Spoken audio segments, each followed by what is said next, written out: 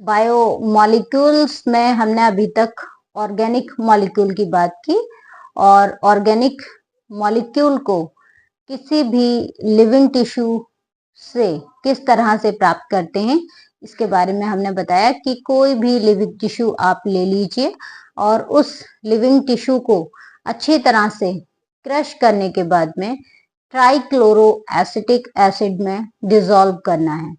और trichloro acetic acid में जब टिश्यू क्रश करने के बाद में आप डिसॉल्व करते हैं तब एक सैलरी या एक पेस्ट आपके सामने प्रेजेंट होता है और उस सैलरी को, उस पेस्ट को फिल्टर करना है।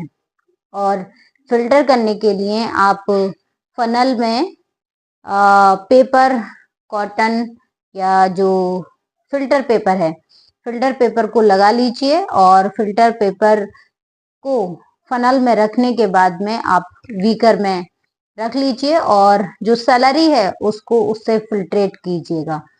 तो जब आप फिल्टर करते हैं सैलरी को तो दो मटेरियल आपको प्राप्त होते हैं। एक तो जो फिल्टर पेपर से बीकर में इकट्ठा होता है जो कि फिल्ट्रेट कहलाता है और एक मटेरियल वो होता है जो कि फिल्टर पेपर पर रह जाता है। तो जो बीकर में फिल्ट्रेट आया है, इस फिल्ट्रेट में ये एसिड सॉल्युबल पूल होता है और यहाँ जो पार्टिकल साइज है वो लेस देन 1000 डाल्टन होता है और ये बायो माइक्रोमॉलिक्यूल कहलाते हैं। कहाँ प्रेजेंट होते हैं ये?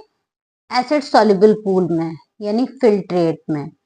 और जो रिटेंटेंट बचता है जो कि फिल्टर पेपर पर एसिड इनसॉल्युबल पूल बच गया है, ये रिटेंटेंट कहलाता है। और रिटेंटेंट के जो पार्टिकल साइज हैं, इन पार्टिकल साइज का जो वेट है वो मोर देन 1000 डाल्टन होता है और ये बायो मैक्रोमॉलिक्यूल कहलाते हैं। तो याद रखिएगा कि ऑर्गेनिक मॉलिक्यूल लिविंग टिश्यू के क्रश करने के बाद में ट्राइक्लोरो एसिटिक एसिड में डिसॉल्व करने के बाद में माइक्रोमॉलिक्यूल और मैक्रोमॉलिक्यूल होते हैं। माइक्रोमॉलिक्यूल का जो साइज है वो कितना होता है? Less than 1000 Dalton. और मैक्रो बायोमॉलिक्यूल का जो साइज है वो होता है मोर देन 1000 डाल्टन। वीडियो को लाइक ज्यादा से ज्यादा करते रहिए।